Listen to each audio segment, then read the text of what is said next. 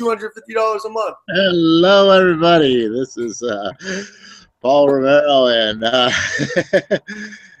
passive income man John Leister, the Sell a House Wholesale Real Estate Investing number 149, meaning that new op day of the next strong session will be another milestone achieved.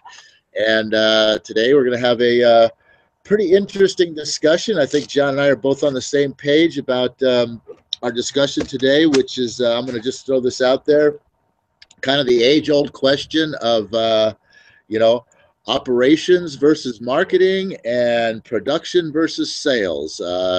What is the most important thing? And, wholesale real estate, you have production, you got to have a product or service. And obviously our product is houses. You have to have operations. You got to be, have things in place for you to be able to acquire houses. You got to have marketing. You got to have ways of putting the word out there that you are somebody that both buys houses and or has houses for people to buy. And then you got to have sales, because you got to have somebody to buy the houses, because you're wholesaling. You're not buying these things for yourself. So what's the most important thing here? That's the question of the day. John, what you think? I'll tell you what I think. I think everything that Paul just mentioned there are equally as important, which is why if you're trying to wholesale real estate on your own without a team, you will only reach a certain level of success, because each one of those things that Paul mentioned takes a considerable amount of time.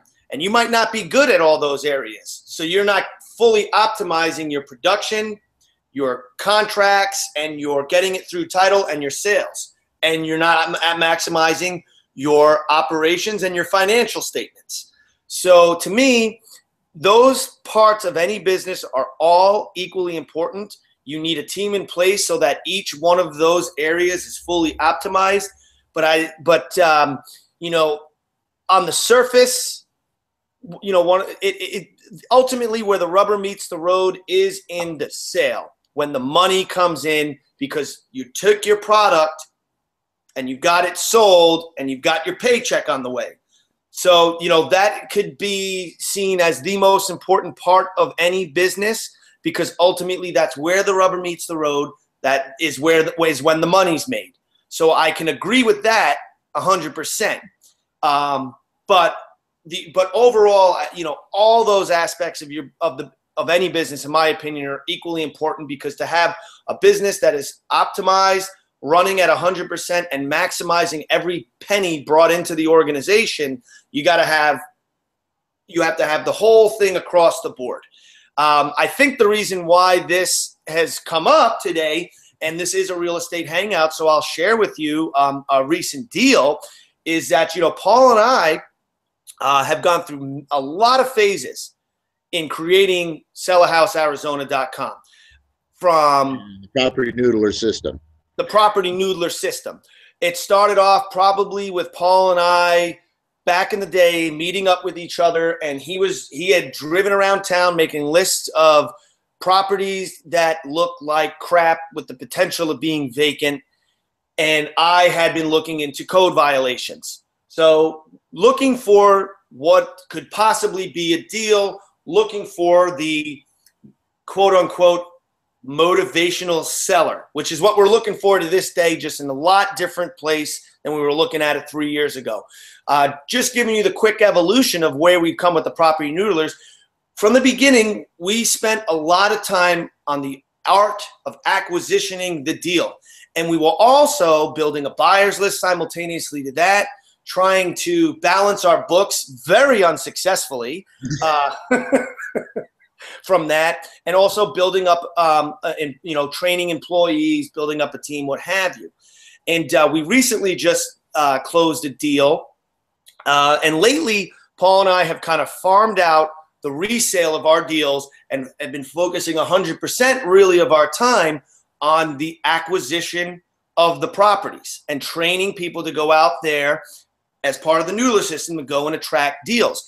We're also have spent some time in our farming out of The sales side of things, we actually had a really good system that worked really well for us to build a buyer's list.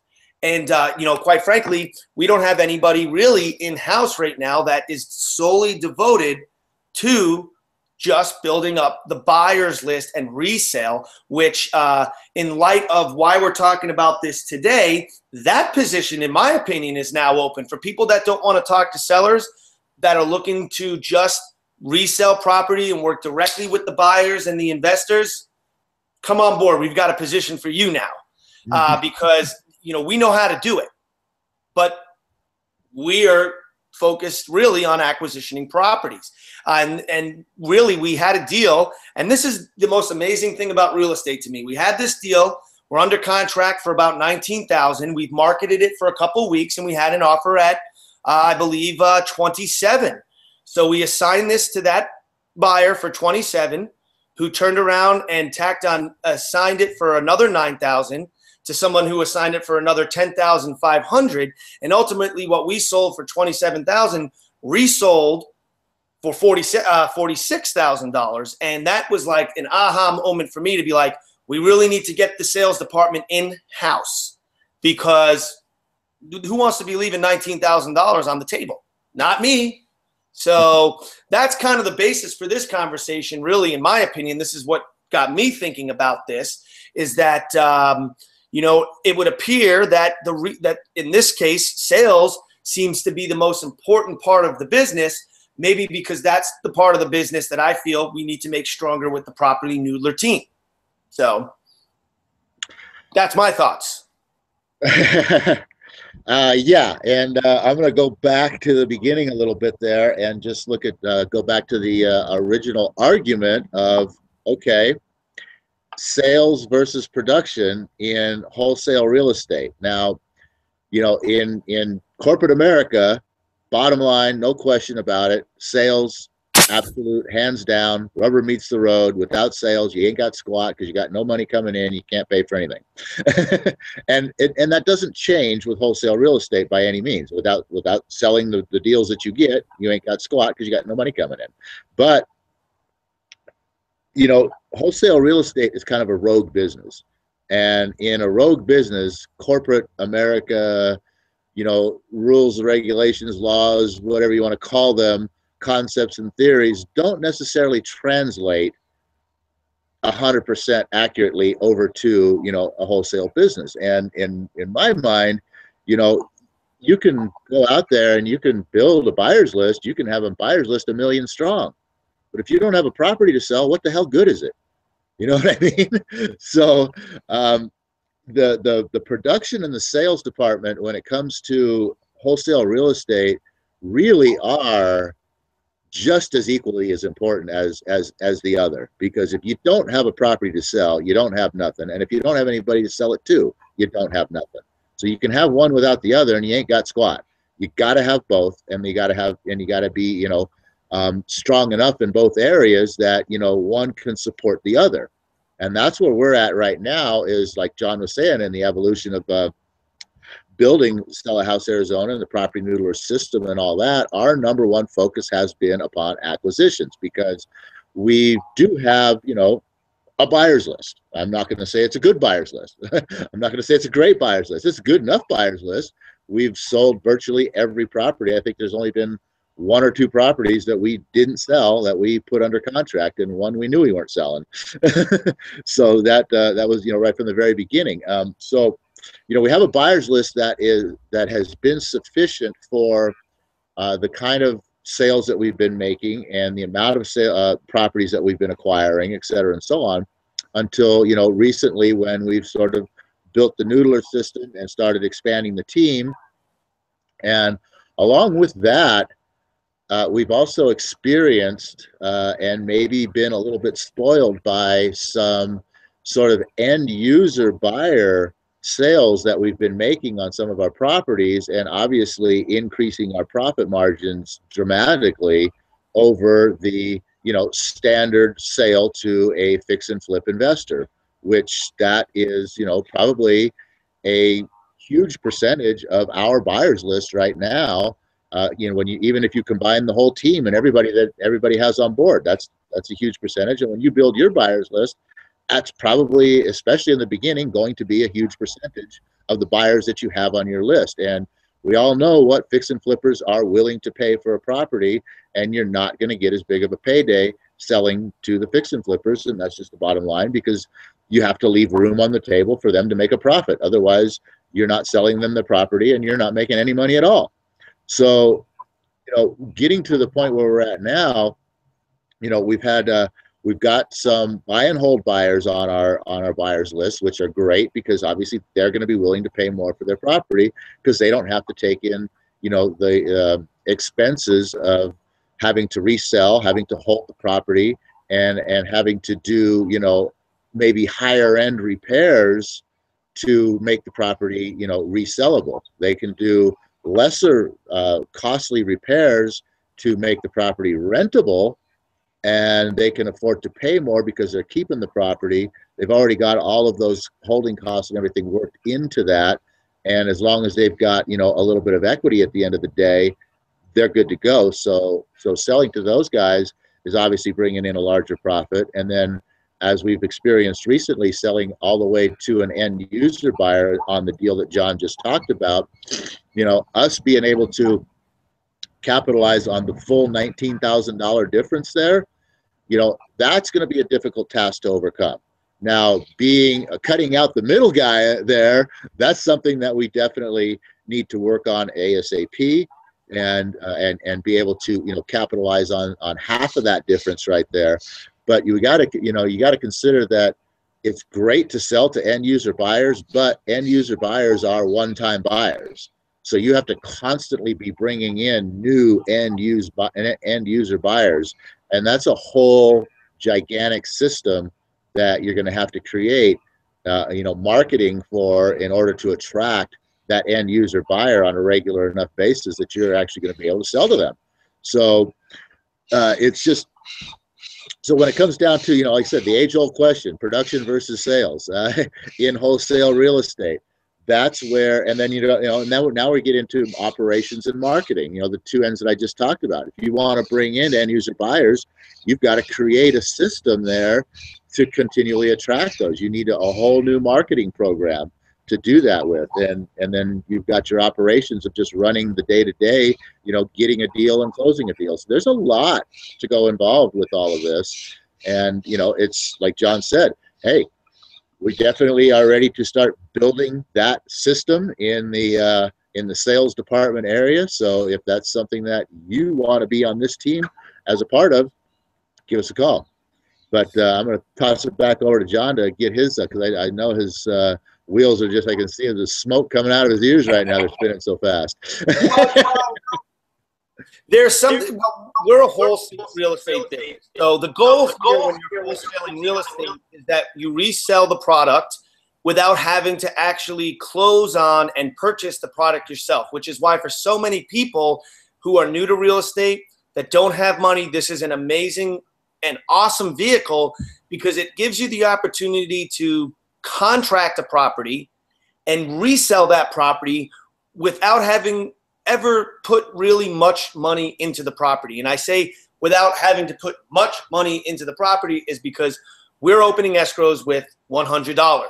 So if you got a $100 bill and a dream, there you go, right? Some deals may require you to put up a little bit more. For the most part, we're pretty successful at getting everybody to take $100, with the exception of like 2 deals out of the last 50 deals we've probably done. So with that being said, that's the awesome opportunity here afforded. Now, when you build an organization such as Paul and I have, and we figured out the game and we're making consistent profits, we're contracting acquisitions on a regular basis, people will begin to take notice, and you have buyers, money lenders, investors now coming to you to get deals, or not just to get deals, but have the opportunity to get returns on their money. They don't want real estate, but they want the returns that are secured by a real estate transaction. So with that being said, do you place more emphasis on your resale department, or do you place more emphasis on your ability as a wholesaler to have access to private funds, money, hard money lenders, And rather than wholesale your deal, because we know what these properties are worth, be in a position to take down your deals and maximize it by listing the property on the MLS. And you have it, and then you've eliminated your need to have a sales department. You have your agent, you put it on the MLS, and you're gonna get top dollar from the investors who don't know any better than to invest on the MLS, and the retail now, the retail market now having access to your inventory. And now because you own it, you don't have the time constraints that you did before flipping it before the expiration of a contract, therefore eliminating the need to make rash decisions. And you've also opened yourself up to the entire market. And you know what's awesome about selling through the MLS is that the reason you pay 6% commissions to the agents is because they're doing all the work. They're the ones putting it through the title company, and all you've got to do is sign a couple contracts. So that's where I say, you know, I do want to have that position available and teach somebody how to become a master salesperson and build the buyer's list, because I know how to do that. I know how to network, and I would love to share that with people. Paul and I both know how that and be a great thing to share people. But I think for me personally, where I like to focus on is I don't want to deal with buyers. I don't. I've known that for a long time, and that's probably why my attentions have been diverted to dealing with acquisitions. But I think, you know, something to be given consideration to is eventually developing your wholesale business. You could still wholesale. You can still just acquisition a property and put it right back out there without doing anything to it at a price that's below market. But you can do so by having the ability to purchase the properties. And then once you purchase the properties, you will have eliminated all those deadlines, and now you can market it and wait for the offer that you really believe you can get. So, you know, that's another thing is, and that's where I think we're going to be taking the Sell a House Arizona, is to becoming a company that closes on purchases every single property that we contract, if we're not reselling it within our deadline for the price we know we should be selling it at. Because quite frankly, this property we knew should have been sold. We should have sold it to the middleman somewhere in the mid to high 30s, which we knew from the get-go, but made a rash decision because of sticking to a deadline. So I will say that the ability to raise private money, to me, is more important in the long run than building your buyer's list. You know what? I'll agree 100%, because you know, what I was presenting there was continuing to run your business as a pure wholesaling business, not taking anything down. You know, if you're not going to be taking anything down and you're going to be selling everything out through your business, you know, that's where you would have to be building this massive buyer's list of, you know, both investors, of fix and flips, of buy and holds, and of potentially and hopefully retail buyers, so that you can maximize your profits that way.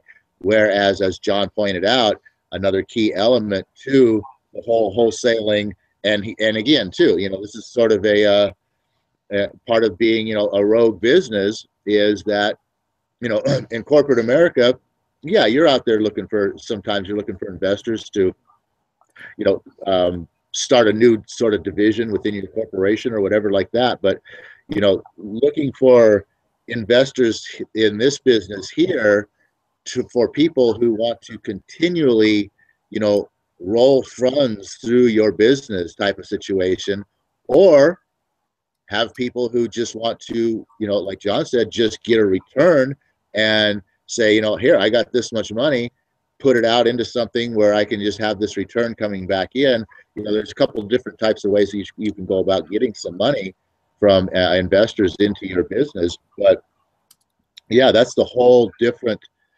the different and in actuality better way to go about the sales department, you know, as far as trying to maximize your profits, is to just be able to generate capital so that you can actually take down your deals and then turn around and sell them through, you know, the MLS. And the one good thing about that too is, you know, real estate changes, wholesaler changes, the laws change, the regulations change, everything changes constantly. And, full disclosure is a big deal, especially in a lot of states. In California, I mean, it's major. It's in Arizona, it's not as big, but it's it's still something that's prevalent. And the fact that your seller sees that you're reselling their property and making a profit, that's one thing. If you're selling to a fix and flipper and you're making 5 to 15K, that's one thing. But if you're selling to an end user buyer and you're making a 30, 40K profit off of a deal,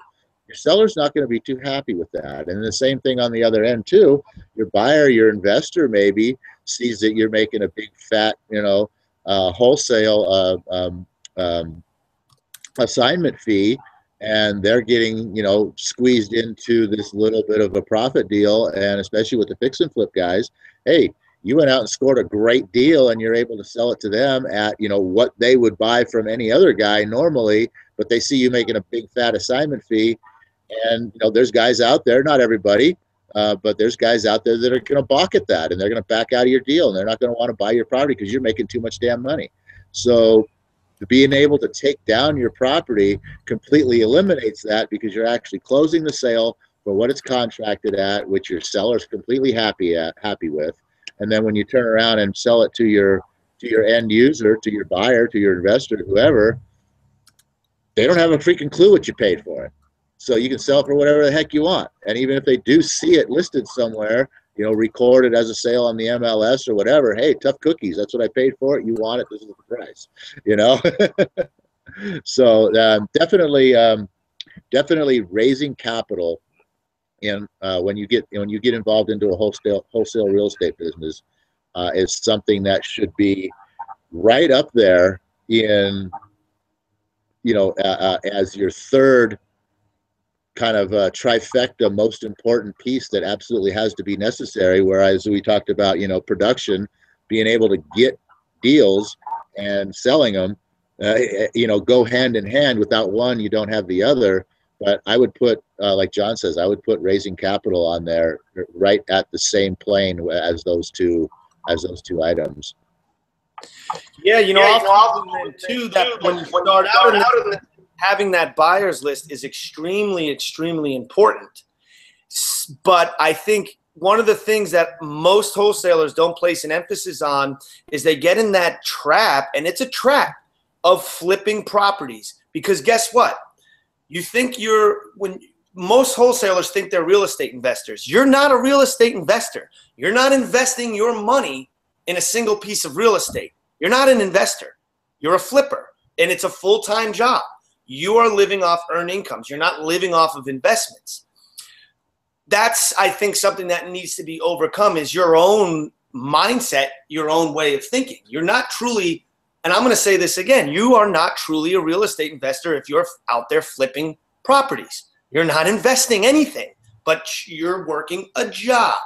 So I think what needs to happen simultaneously, as Paul said there, is you're going to start your wholesale business. You're going to need a buyer's list. It's very important. We're starting off, we're looking at the fact that we're starting off with nothing in the bank, but we have the ability to make big paychecks. That's why we're attracted to this business here. So simultaneously with all that, you're building your buyer's list, but you've got to start training your brain from the start and understand that you're not an investor because you're flipping real estate products. You're not, and you've got to understand that, because if you fool yourself into believing you're an investor because you're flipping real estate, you will continue to flip real estate forever. And guess what happens? The day you stop flipping real estate is the day you stop making money. You should always be like, hey, a real estate investor owns rental real estate. A real estate investor puts up his money to fund other real estate investors to buy deals. That's who the investors are. So with that simultaneously, I guess you could say you're going to want to begin to expose yourself to investors by seeking private funds, by looking for people with money that can put up your deals so you can start buying some deals. And you'll get to that point where, hey, you know what? I've got 3 properties under contract. The first one, I wholesaled and I made 10 grand. The second one, I took down, I did a little repair, so now I just made 40 grand. And the third one, maybe, you know what? I've got a private money investor. I need 20% down. I just made 40 grand this month. I put up 10K, I leverage a loan against it, and now I've got a piece of real estate that I'm invested in that's going to be providing me a positive cash flow because I'm going to put a renter in place. You know what? When you start off wholesale real estate, you're going to want to make a successful wholesale real estate business. But if you want to really be successful, you're going to have to raise that private money. And if you really want to be an investor, you're going to have to think of ways to start taking down properties for passive income, because until you own a piece of real estate that's paying you monthly, or you own paper on some real estate through a deed of trust or a promissory note or some form of a loan, you're really not a real estate investor. So I think it's important to build the buyer's list. Very important for the purposes we're talking about here. But the PropertyNoodler system is more than just showing you how to make an earned income by flipping real estate. You know, Paul and I's real passion is to share our wealth and our knowledge with other people and continue to learn and grow and create a lifestyle of financial freedom. And the only way you're going to have financial freedom is if you have passive income.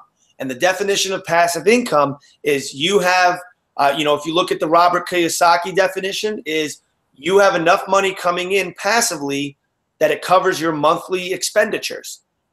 Passive income, the money coming in passively, is money that's generated without you having to go to work or rely on other people for that income. Piece of rental real estate or a cash flow website. So that's kind of my final thought for the day, because I see we've only got just a few minutes left. And I think that's a really strong message for you guys to understand, that is just because you are flipping real estate does not make you an investor. It's not passive income. You're not invested in the property. And you know what? Financial freedom isn't going to be gained through the flipping of real estate alone. This is just a vehicle to change your mindset, show you that you can make money without money, and to learn about real estate so you can ultimately raise those private funds, build a bank account, get some money, and start taking down some properties for a passive income stream through rental real estate. So that's kind of my final thoughts, and I'm going to toss it back over to Paul. I would agree 99.8%. I would, because in reality, you actually could build a wholesale business that could provide you with, the financial freedom that you're looking for, et cetera, and so on, take you where what John was just talking about as becoming an investor. But it's a lot of work, and you would definitely have to create a lot of systems, and you would definitely have to have people on your team, because in order to have all of that stuff, the financial freedom that you're looking for, you have to be doing a huge volume. I mean, a huge volume. You probably have to be in multiple cities, and you probably have, and you're going to have, like I said, you're going to have systems and things in place that can do a lot of the work for you. In fact, most all of the work for you. But because I mean, if you're doing that wholesaling, you're selling the properties and you're making small profit. So you got to be able to move a lot of product. And so, it is possible, but it's that's something that is not an easy thing to do. It's you can have that as an end goal, and you can actually get to the place that you want to be through wholesale real estate, but it's a long arduous grind.